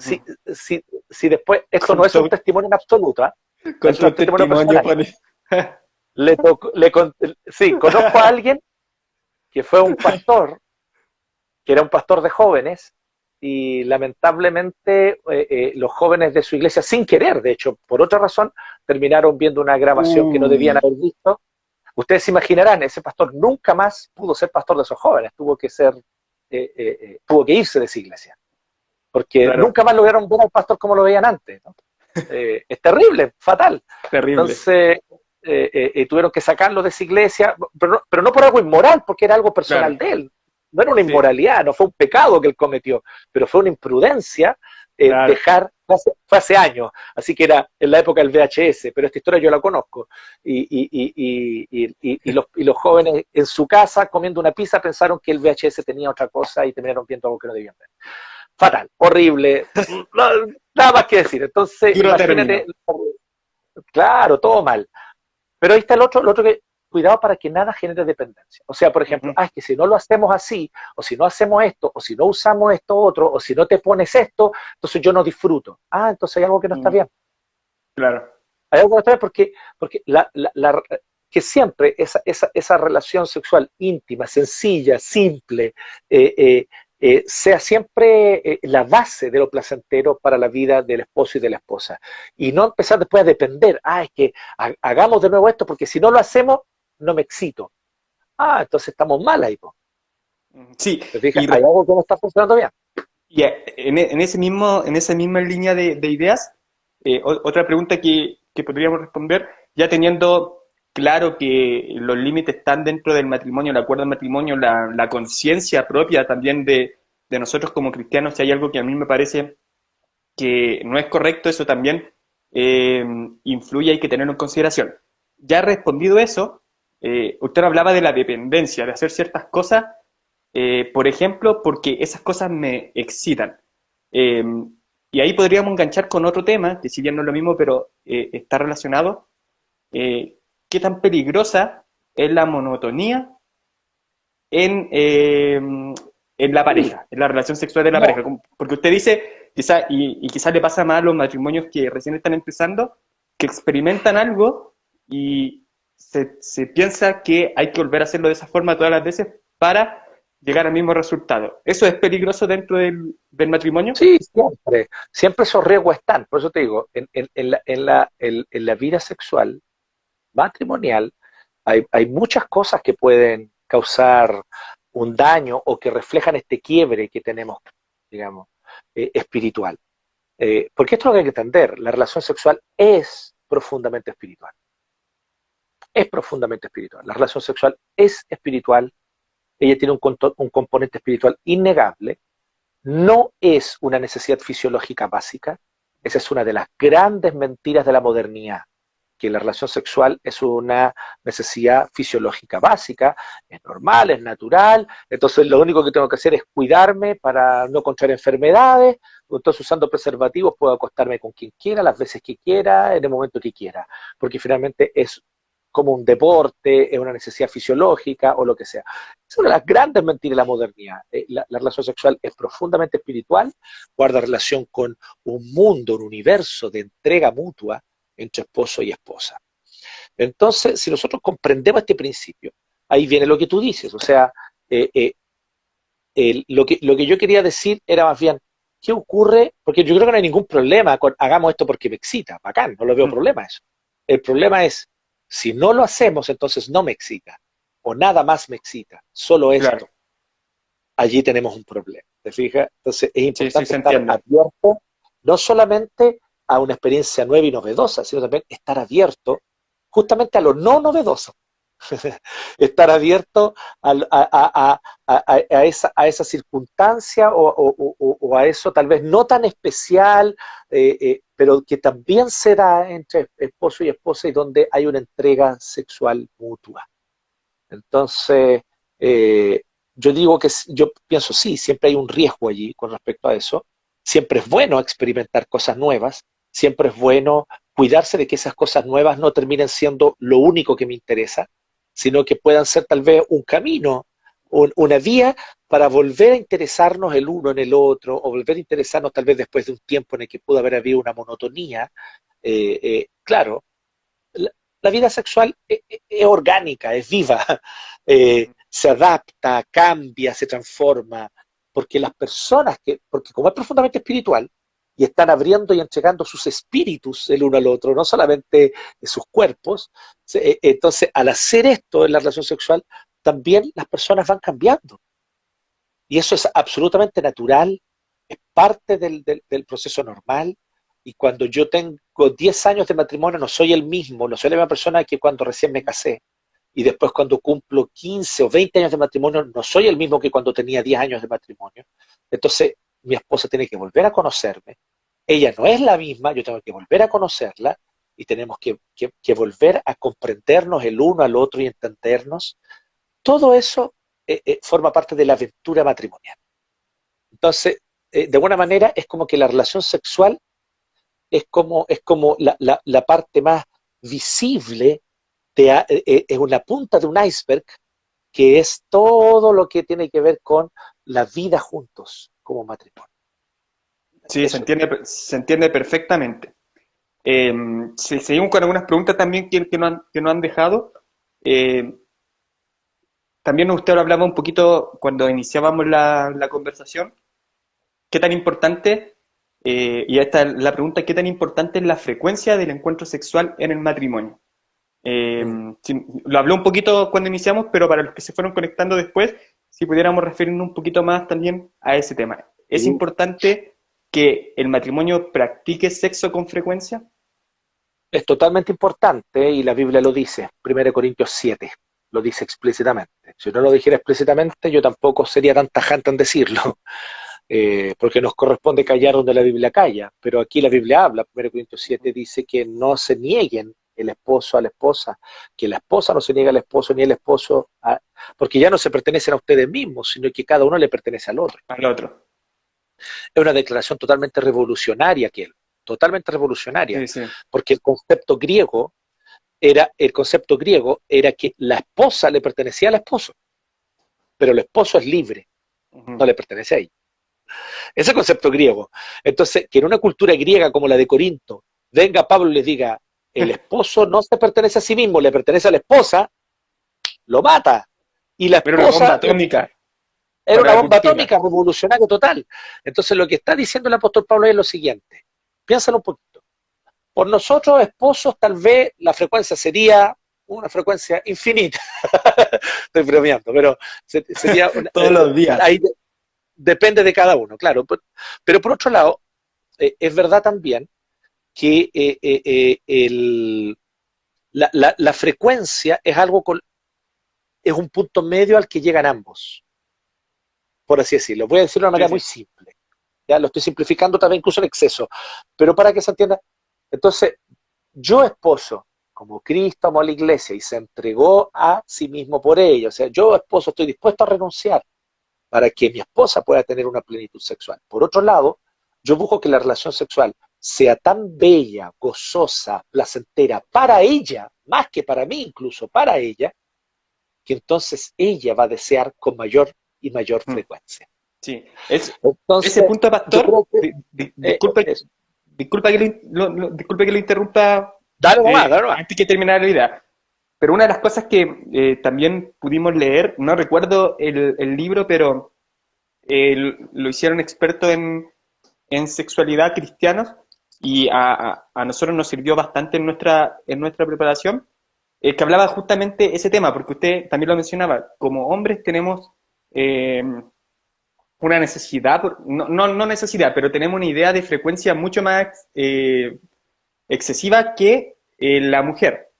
Entonces, precisamente lo que este libro y lo que los expertos señalaban es que si cuando nosotros como hombres cristianos hacemos todas estas cosas, nos preocupamos y entendemos que la sexualidad es integral, que comprende muchas cosas, y logramos que nuestras esposas se satisfagan también en esas cosas, hay mayor probabilidad de que la esposa quiera tener sexo con mayor frecuencia porque se siente satisfecha en todos los sentidos de su vida sexual. Entonces, es Así un es. punto también Exacto. importante y eso va a ser determinante también en la frecuencia. Ahora, Claro. y usted igual lo decía, es importante también el acuerdo de Entonces, mira, cuál existe una debe ser cosa la que es muy frecuencia. común.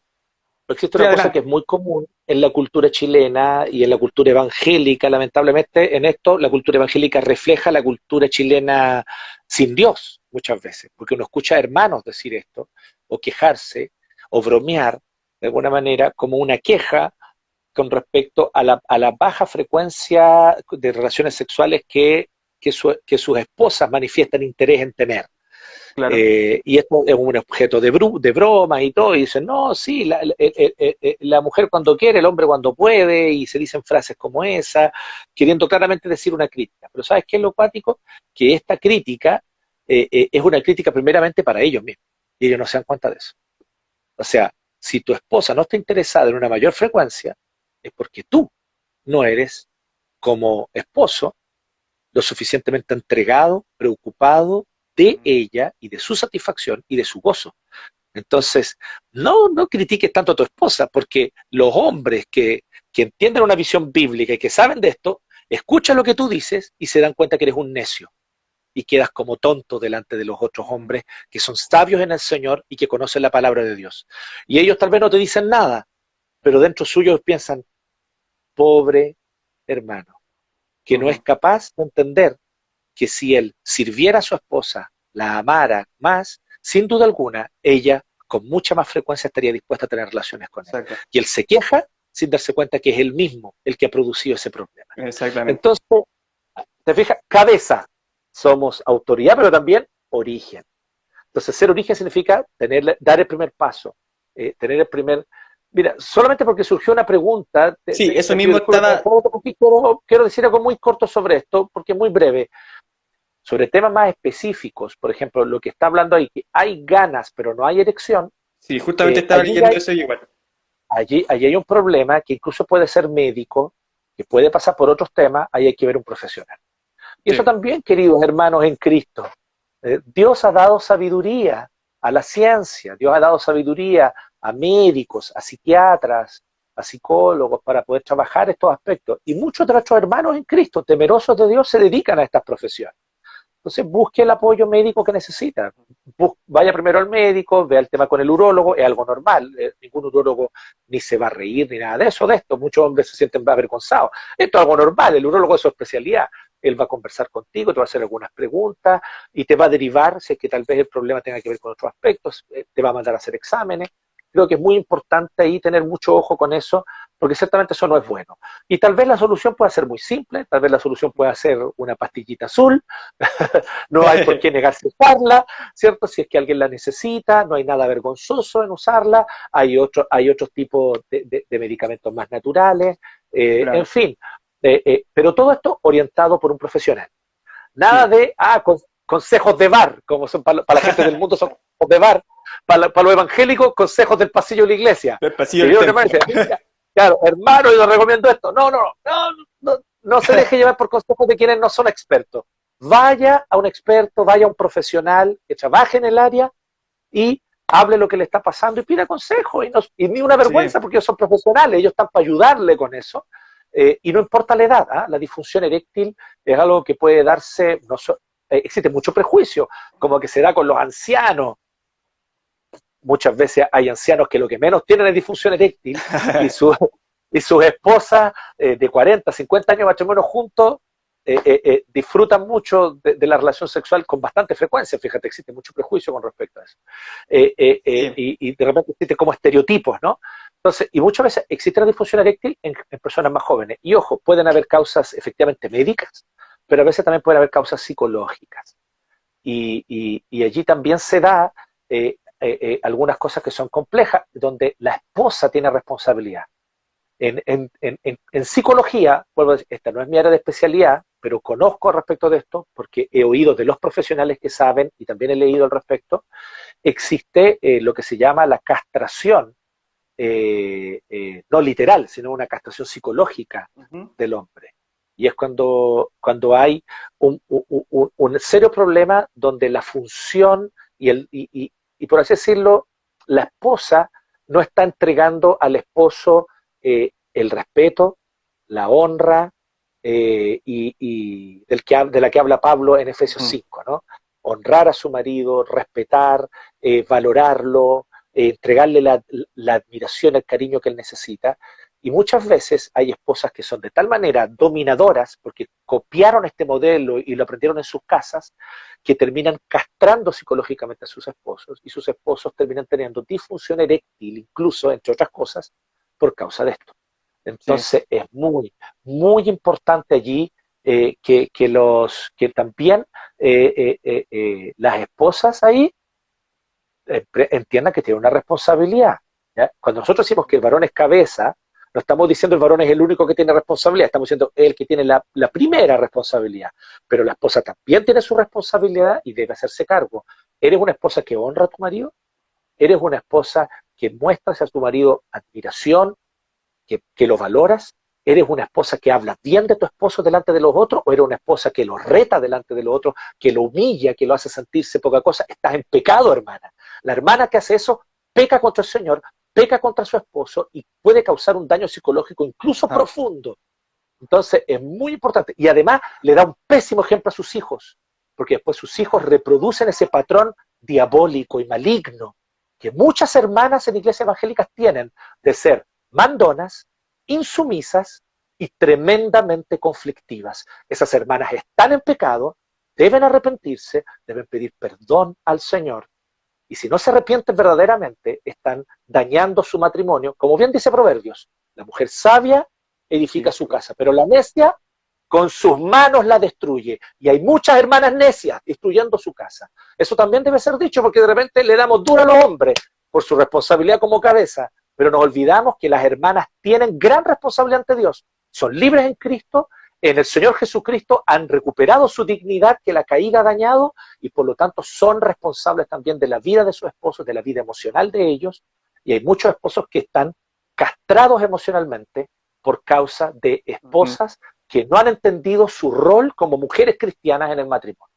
Así que allí también es importante que las esposas puedan estar atentas a ello. Claro, sí, y importante entonces recalcar que, por ejemplo, en esa pregunta que nos hacían, donde hay problemas de erección y otros quizás problemas que tienen que ver con algo un poco más médico, importante consultar a un profesional, a un especialista, para que le ayude en esa parte, y recalcamos lo que usted ha dicho, pastor, no hay ningún problema en eso. Tal vez quiero en eso decir, yo daría ese primer orden. Primero, averigua si hay algo médico, porque a veces puede ser algo médico muy sencillo de resolver, listo. El médico te va a hacer una batería de exámenes, etcétera. Si después le sabes que no hay causa médica para esto, al parecer habría un tema más bien psicológico, él te va a derivar a que busques un profesional de la psicología. Así que, pero parte con lo médico.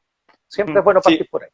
Sí, paréntesis, vamos a leer algunos comentarios. Acá me encuentro con una sorpresa. Me dicen, Kelo, soy el Winnie. Buenas, saludos a Jonathan. Winnie, un gusto encontrarnos por acá. Nos conocimos, yo estaba estudiando en Antofagasta, vivimos en la pensión. Así que qué bueno encontrarnos por acá, Winnie. Saludos. ¿Lo conoce usted igual el pastor a Winnie? A Jonathan. Yo no sé, no me recuerdo, no sé, a lo mejor sí, no lo sé, pero no, conozco mucha gente. Dice saludos a Jonathan, me parece que él lo ubica a usted, pero Winnie lo conozco de ahí de hace un año en mi tiempo universitario. Había un comentario acá que nos dejó Sergio, si no me equivoco. Justamente respondiendo a esa pregunta. Ay, me equivoqué, deme un segundo para buscarlo bien acá. Te mando un saludo, la chita, sí, la Chío, la Rocío, ya. Acá lo encontré. Dice, Sergio, dice, todo lo que dice el Jonah es cierto, la castración psicológica ocurre con mucha frecuencia y es complicado porque es vergonzoso para el hombre verlo y aceptarlo, por lo cual se calla bastante. Eso no aporta, Sergio, dice también la vergüenza viene por la carga social que existe hacia el hombre. Gracias. Eso nos aporta Jonathan en cuanto a lo que usted, perdón, nos aporta Sergio en cuanto a lo que usted nos hablaba de la castración sexual. Pastor, otra pregunta, quizás es más que pregunta, es consejo. En estos meses que ya llevamos casados, con algo que hemos tenido que lidiar mucho es con la rutina, con el cansancio del trabajo, de las cosas que hay que hacer.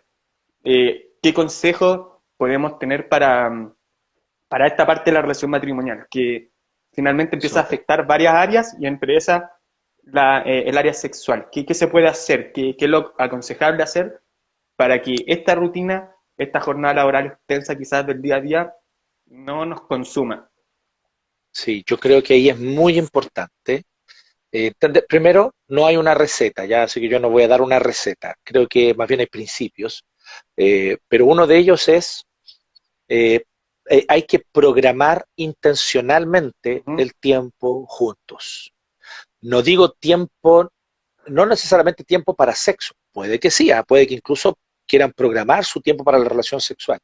Pero si lo van a programar, tienen que hacerlo bien hecho, porque esto va a implicar también todo un momento para conectar, para que haya la conexión emocional, ver una película juntos, separar el tiempo para comer algo juntos. Eh, no para todos el presupuesto está para poder salir, ¿cierto?, a comer algo, pero puede ser perfectamente algo en la casa, prepararle una rica once a la esposa con lo que tenemos en la casa. Eso ya son gestos que muestran algo, ¿cierto? Sentarse a conversar, conectar. Tiene que incluir eso. Pero el punto es separar intencionalmente tiempo para conectar. Tal vez incluso sin una expectativa de decir, vamos a tener o no vamos a tener una relación sexual después. Puede que sí, puede que no, puede que tal vez el cansancio nos venza, puede que el cansancio venza a uno más que al otro. Compromiso, nada de enojarse, démonos con libertad, entendamos que ambos estamos ocupados, sobre todo si los dos trabajan, ¿ya? Eh, Martes de cita como José Antonio Cast, ¿se refiere? Sí, sí, tiene Pero ¿para una qué, sección ahí. me echó a perder todo el late con eso? ¿Para qué dices eso? Fue el Gonza que anda comentando cosas inapropiadas. Inapropiada, totalmente, totalmente. Primero que todo, esa idea nunca fue de Hack, nunca fue de él. Esa idea existe de mucho tiempo antes y la recomiendan varones creyentes, cristianos, evangélicos de mucho tiempo. Y efectivamente tener un tiempo intencional, porque así como tú tienes un horario para levantarte, un horario para entrar a tu trabajo, un horario para salir de tu trabajo, tú tienes ese tiempo intencional, está separado. Haz lo mismo, porque si tú no lo separas intencionalmente, otra cosa va a terminar ocupando tu agenda ese día y esa hora. Entonces, por lo menos una vez a la semana debe existir ese tiempo. ¿Cuándo es ese tiempo? ¿Sábados a la noche? Puede ser viernes a la noche, puede ser domingo, entre la tarde y la noche, antes de volver a la casa para empezar después la rutina de una nueva semana. En fin, pero tiene que haber un tiempo, como bien dice ahí, de calidad, o sea, un tiempo para conectar. Y aquí nuevamente, el esposo, el primero en negarse a sí mismo, el primero en servir, el que toma la iniciativa, el cabeza, o sea, autoridad, pero también origen, el que origina esta iniciativa, el que la propone, el que está dispuesto a renunciar a sí mismo para que este tiempo sea especial para ella. En todo eso, un esposo busca servir a su esposa. Entonces, hay que separar el tiempo y hacerlo de manera intencional. Hay dificultades, evidentemente las hay. Bebés, niños pequeños, ¿cómo lo hacemos con esto? Allí entonces es muy importante que cada pareja vea su propia realidad y algo que yo siempre he dicho, que creo que es muy importante. Tenemos una mala, pésima costumbre muy diseminada en el mundo evangélico que nos causa mucho daño en muchas áreas. Y es la idea de que la iglesia es un lugar a donde voy. Hermanos, la iglesia no es un lugar a donde uno va. La iglesia es mi comunidad. La iglesia tiene que ser mi tribu, como las tribus de Israel del Antiguo Testamento, así tiene que ser mi iglesia. Mi iglesia tiene que ser mi tribu, mi clan, mi comunidad que me aconseja, donde está ese matrimonio que ya llevan 25, 30 años casados y que son un ejemplo de matrimonio para mí. Bueno, acércate a ellos y pregúntale, ¿sabes qué? Me gustaría conversar con usted, hermano, me da un consejo porque acabamos de tener nuestra bebé, nuestro tiempo de intimidad está obviamente dañado, no estamos, ¿qué hago con eso, por favor? ¿Tiene algún consejo para darme? Entonces, la iglesia tiene que ser un espacio donde se cumpla la palabra de Colosenses, aconséjense unos a otros. No es el pastor el que debe aconsejar a la gente exclusivamente. Todos debemos aconsejarnos unos a otros con lo que podemos, con lo que tenemos a la mano, podemos servir. Entonces a veces un hermano que tal vez no es un gran predicador, tal vez un hermano que no es un líder destacado que todos admiren, pero un hermano que es fiel a su esposa y que tiene una esposa feliz por más de 30 años. Bueno, a ese hermano acérquese y pida consejo. Sí. Tal vez no es la superestrella que se para adelante con la guitarra a cantar, pero es ese hermano calladito que está ahí, pero que siempre va con su familia, que su familia sirve al Señor, que es un ejemplo porque crió a sus hijos en el temor del Señor. Entonces, la iglesia está para eso, para que nos aconsejemos unos a otros, nos cuidemos. Entonces, por eso digo, aparte de este como principio general, yo diría, en el tema más puntual, cada uno busque consejo en sus hermanos de confianza de su propia iglesia. Que nuestra iglesia sea nuestra comunidad, no un lugar donde voy para cantar, levantar las manos, cerrar los ojos y después escuchar una prédica. No, la iglesia tiene que ser mi comunidad, que me escucha, que me aconseja, que me tira la oreja y que le van a decir, y que te van a decir tal vez, Kelo, es que aquí la estás haciendo mal, porque esto no corresponde, un varón del Señor no debe hacer eso, y te van a tirar la oreja, pero va a ser bueno, porque eso te va a corregir, y el Señor te va a corregir a través de esos hermanos. En fin, creo que Sí, en mire, todo eso nosotros podemos crecer. sí, ahí Elizabeth Díaz nos dice, mis papás van a cumplir 50 años de matrimonio y son mi mejor ¡Wow! ejemplo de amor. Muy bien, aplausos para ellos, Sí, excelente. Un ejemplo sin duda alguna. sí, sí. No sé si hay más comentarios acá, alguna pregunta, bueno, tiempo que le da matrimonial. Si tienen alguna pregunta ya, creo que hemos recorrido varios temas importantes. Aprovechamos ya para quizás pensar en ir cerrando. Si tienen alguna otra pregunta, la puedan dejar para poder responderla. Sin embargo, Pastor, quizás no es una pregunta tan del tema, pero tiene que ver con algún aspecto del matrimonio. Hubo una pregunta por ahí, a ver si nos puede dar esta como extra, que preguntaban, no recuerdo quién, referente a los tipos de régimen matrimoniales a los que se puede optar. Social conyugal, separación de bienes, participaciones gananciales. La pregunta era si hay un principio bíblico que nos pueda ayudar No, a saber por no, qué régimen debemos optar. Esa era la pregunta que hacía. yo creo que no, yo creo que es libertad de conciencia. Ujú, Yo estoy casado con comunión de bienes, pero existen algunos, por ejemplo, que son emprendedores y sus emprendimientos están bajo su mismo root.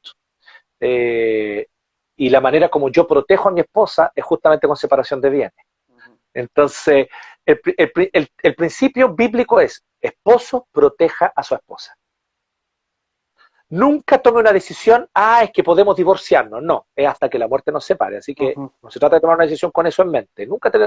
Pero hay veces en las que justamente la mejor manera de proteger a una esposa es, por ejemplo, separación de bienes. No porque estoy pensando en el divorcio, sino porque soy un emprendedor y mi emprendimiento está con mi root.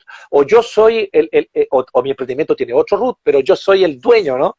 Entonces, obviamente yo tengo una responsabilidad. ¿Qué pasa si después? Porque puede ocurrir, un negocio puede salir mal y puede irse a la quiebra y pueden ocurrir muchas Exacto. cosas negativas en el camino, deudas. Tal vez la mejor manera de proteger a mi esposa es separación de bienes. Entonces, si yo la protejo, entonces la casa a nombre de ella, no a nombre mío que soy el emprendedor. Exacto. En fin, ¿te fijas?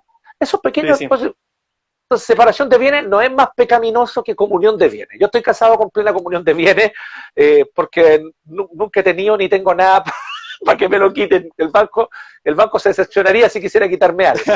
Se, se llevaría la teología sistemática, nada más, de Berco. Se llevaría libros. Creo que claro, se llevaría la institución de la religión cristiana de Calvino y nada más. Yo creo que es lo más valioso que tengo. Sí, Entonces, respecto a ese tema, libertad Pastor, de conciencia. Libertad de conciencia, eso. sí, respecto a ese tema, para aportarle un poquito también a lo que usted decía, muchas veces a mí me han preguntado también este tema. Yo estudié Derecho, entonces manejo eh, el tema de los regímenes patrimoniales que hay en el matrimonio y me han preguntado qué se debe hacer. Entonces, yo muchas veces he dicho hay que analizarlo caso a caso. Hay veces en que la sociedad Exacto. conyugal vale, a mí me servía porque, al igual que usted, pastor, yo no tengo nada aparte de mis libros y en mi caso no había nada riesgoso para la familia hacerlo en sociedad conyugal, pero están esos casos, por ejemplo, de emprendedores que trabajan con su propio patrimonio, con su propio root. Quizá un caso eventual de una persona que tenga excesivas deudas, que también eso pueda poner en riesgo a la familia. Entonces, todas esas cosas es importante analizar para tomar esa decisión con lo que usted decía, con la libertad de conciencia, y no hay algo que nosotros podamos decir debe ser así, sino que hay casos en que la protección de la familia requiere muchas veces optar por ejemplo, la separación de bienes. Entonces es importante ese punto. Exacto. Sí, eso es.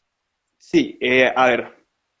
Bueno, acá nos preguntaban, se casa en octubre, ¿alguna recomendación de libros de matrimonio? Excelente live. De ahí vuelven a decir el significado del matrimonio de Timothy Keller.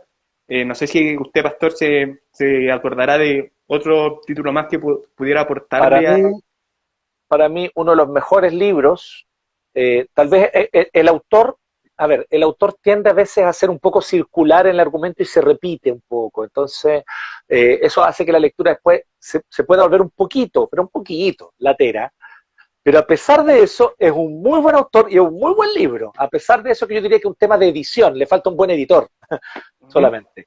El libro se llama ¿Y qué estabas esperando? Como pregunta. ¿Y qué estabas esperando? De Paul Tripp. Tripp se escribe T-R-I latina, T-R-I latina, P-P. Tripp. Sí, ¿qué Paul estabas Tripp. esperando de Paul Tripp? ¿Y qué estabas esperando de Paul Tripp? Es Ujú. excelente el matrimonio, ese libro. Parte de la siguiente premisa de lo que acabamos de decir. Cuando dos personas se casan, dos pecadores se casaron. Cuidado con las expectativas. Cuidado lo que uno espera del matrimonio, lo que espera del otro. Son pecadores, se van a fallar y van a herirse, pero tienen que aprender que el camino matrimonial es siempre mejor a través de la gracia, el perdón, el arrepentimiento, el volverse a Dios cuando hemos pecado. Es excelente, a mí me encanta, así que yo lo recomiendo bastante. Se llama ¿Y qué estaba esperando de Paul Tripp? Gracias, pastor. Ahí tenemos otro más. Hay otro más que nos sugieren acá.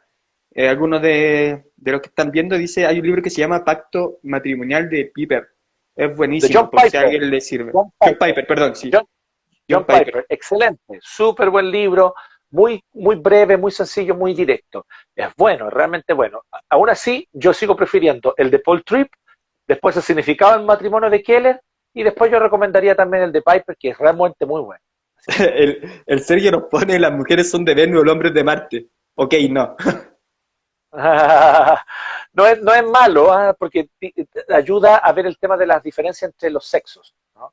Que efectivamente los varones funcionan de una manera, las mujeres de otro, pero ahí yo diría que existe otro librito muy bueno, escrito por un cristiano, que si no me equivoco, él tiene formación en psicología, también al igual que Sergio, que escribe ahí, se llama Gary Chapman, Sí, Gary Chapman, y el libro se llama Los 5 lenguajes del amor, muy buen o los libro lenguajes también. del amor. Los Es cinco un libro lenguajes. De muy hecho, práctico, hay bueno, distintas pero versiones. Solteros, sí, matrimonio, jóvenes, jovencitas, etcétera.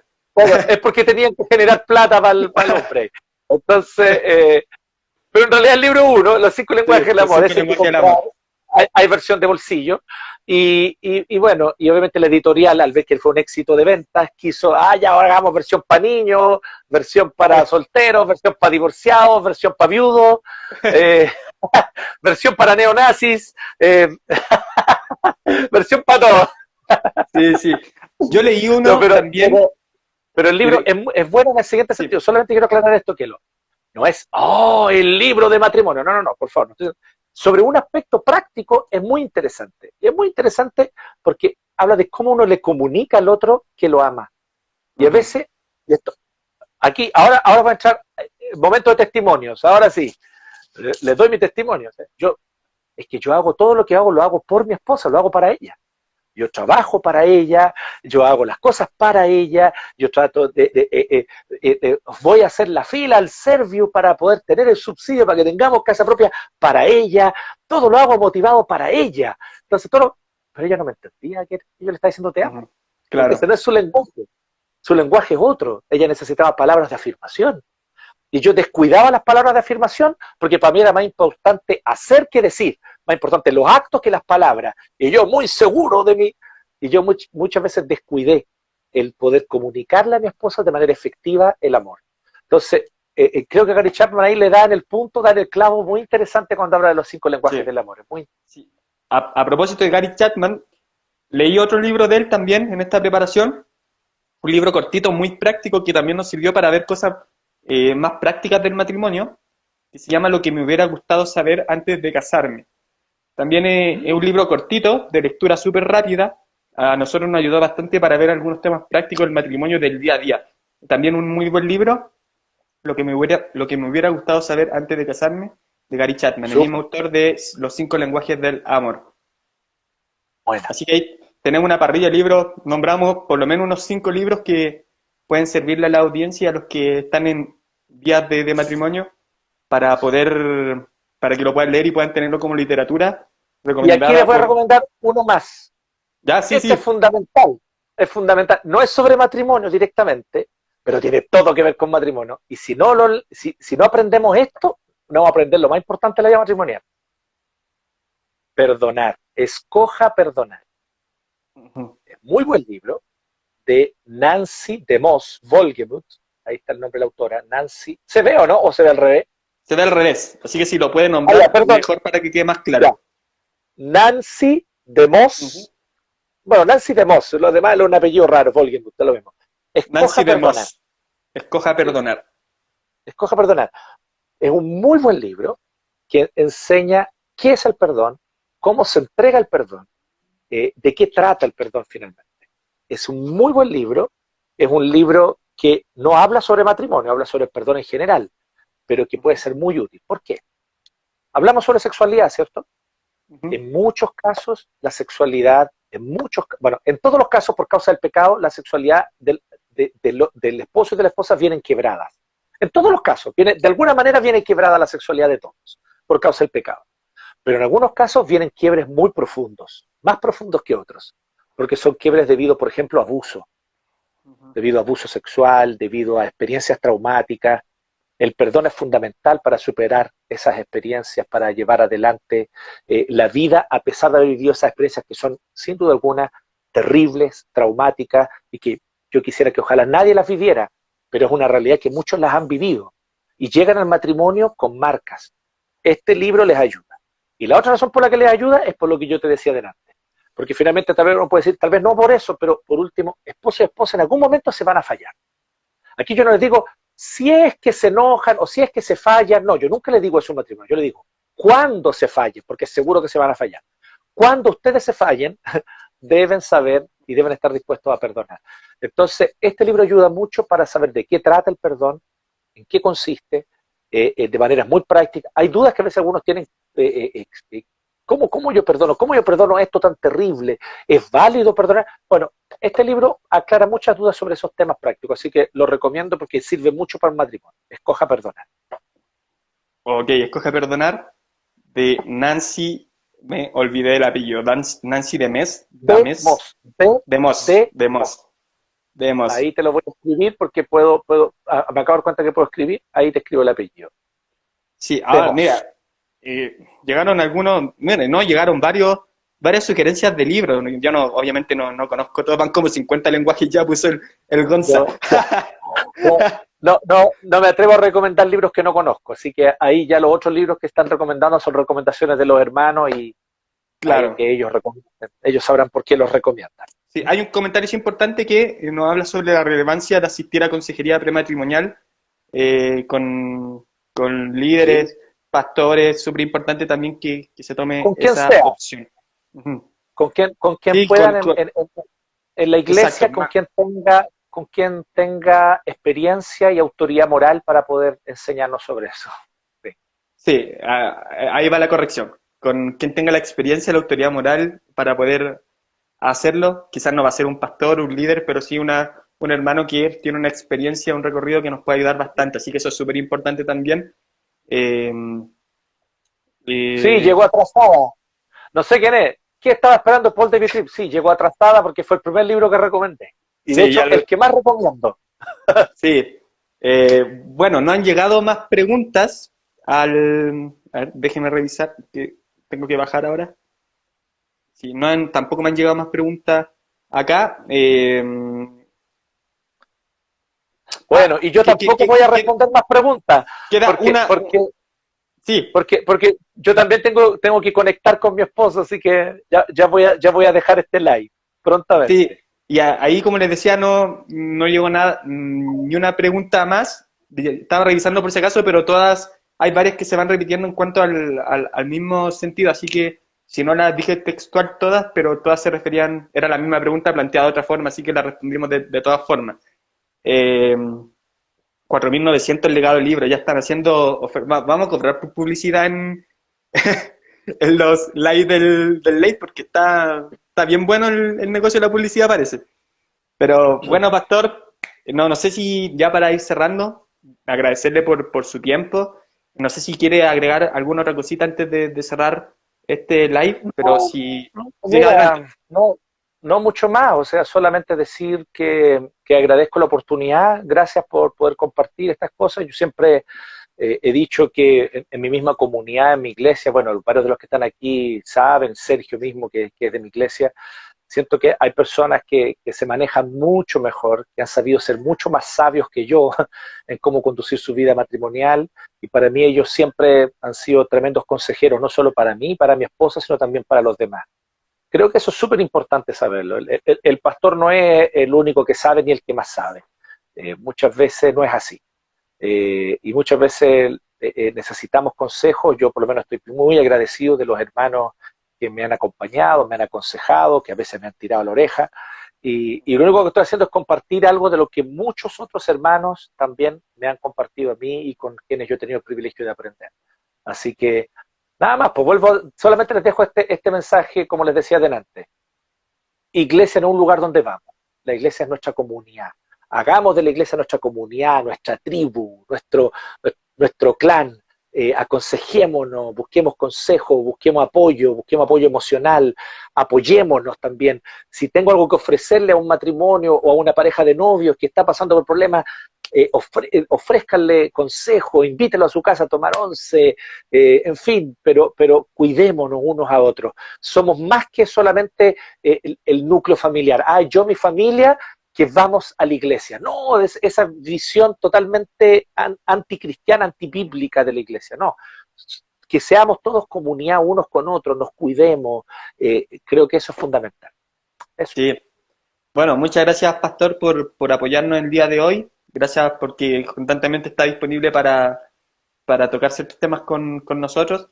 Así que para mí un gusto también haber podido compartir a través de este medio con usted. Lo había visto en otras entrevistas, pero ya estar en un live es distinto. Así que muchas gracias.